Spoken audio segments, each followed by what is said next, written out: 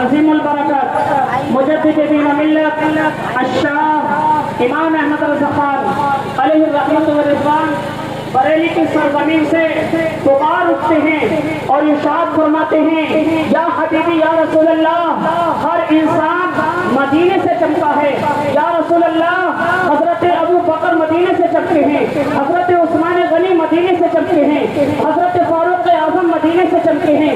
یا رسول اللہ، حضرت عثمان غنی کے جتنے گھر والے ہیں وہ سب مدینے سے چمکے ہیں۔ یا رسول اللہ، میں چاہتا ہوں کہ میں بھی چمکنا چاہتا ہوں۔ حضرت نعمان بن ثابت مدینے سے چمکے ہیں، حضرت غوث اعظم مدینے سے چمکے ہیں، حضرت خواجہ غریب نواز مدینے سے چمکے ہیں، مختوم سمنا کچوچر سے مختوم سمنا مدینہ شریف سے چمکے ہیں۔ یا رسول اللہ، اب میں بھی چمکنا چاہتا ہوں آقا کریم صلی اللہ علیہ وسلم کے روضے کی طرف، انگلی اٹھا کر کے نہیں بلکہ ہاتھ باندھ کر کے ارشاد فرماتے ہیں یا حبیبی یا رسول اللہ، چمک تجھ سے پاتے ہیں سب پانے والے، میرا دل بھی چمکا دے چمکانے والے، میرا دل بھی چمکا دے چمکانے والے، اور برستا نہیں دیکھ کر ابر رحمت، برستا نہیں دیکھ کر ابر رحمت، بدوں پہ بھی برسا دے برسانے والے، بدوں پہ بھی برسا دے برسانے والے۔ اور عزیزان ملت اسلامیہ، اعلیٰ حضرت ارشاد فرماتے ہیں یا حبیبی یا رسول اللہ، تو زندہ ہے واللہ، تو زندہ ہے واللہ، تو زندہ ہے واللہ، تو زندہ ہے واللہ، میری چشم عالم سے چھٹ جانے والے، میری چشم عالم سے چھٹ جانے والے۔ اور عزیزان ملت اسلامیہ، کسی شاعر نے اپنی محبت کا اظہار اس طریقے سے کیا اور ارشاد فرمایا کچھ دولت پہ ناز کرتے ہیں، کچھ صورت پہ ناز کرتے ہیں، کچھ دولت پہ ناز کرتے ہیں، کچھ صورت پہ ناز کرتے ہیں، ارے جس کے ہاتھوں میں ہے دامن مصطفیٰ وہ امتی ہونے پہ ناز کرتے ہیں، جن کے ہاتھوں میں ہو دامن مصطفیٰ وہ امتی ہونے پہ ناز کرتے ہیں۔ اور آگے ارشاد فرماتے ہیں منزل سے آگے بڑھ کر منزل تلاش کر، منزل سے آگے بڑھ کر منزل تلاش کر، مل جائے تجھ کو دریا تو سمندر تلاش کر، مل جائے تجھ کو دریا تو سمندر تلاش کر۔ ہر شخص جل رہا ہے عداوت کی آگ میں، ہر شخص جل رہا ہے عداوت کی آگ میں، ارے اس آگ کو بجھا دے وہ پانی تلاش کر، اس آگ کو بجھا دے وہ پانی تلاش کر۔ عزیزان ملت اسلامیہ، ہم آقا کریم صلی اللہ تعالیٰ علیہ وسلم کا جلوس محمدی منانے کے لیے جہاں پر تشریف فرما ہوئے ہیں، عزیزان ملت اسلامیہ، جب میرے آقا صلی اللہ تعالیٰ علیہ وسلم اس دنیا میں تشریف نہیں لائے تھے، اس سے پہلے بھی میرے نبی کا میلاد منایا جاتا رہا ہے، سبحان اللہ۔ جب حضرت آدم علیہ السلام کی توبہ قبول نہیں ہو رہی تھی، آپ نے دیکھا کہ مالک و مولا 350 سال ہو گئے ہیں اور میں بہت پریشان ہو گیا ہوں، میری دعائیں قبول نہیں ہو رہی ہیں، مولا اب میں کیا کروں؟ تو آپ نے کیا دیکھا کہ جب آپ جنت میں تھے تو جنت کے پایوں کے جو وہاں پر تخت رکھے ہوئے تھے ان کے پایوں پر لا الہ الا اللہ لکھا ہوا تھا اور اسی کے پاس میں محمد رسول اللہ لکھا ہوا تھا۔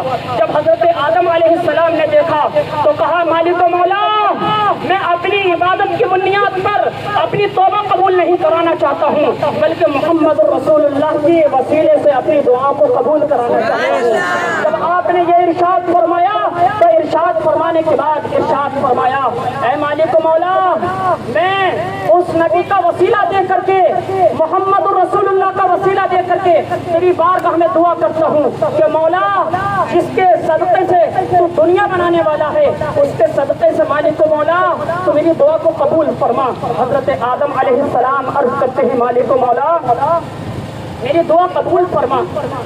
اللہ تبارک و تعالیٰ نے فرمایا کہ اے آدم، تمہیں یہ کیسے پتا چلا کہ میں سب سے زیادہ اپنے محبوب کو چاہتا ہوں؟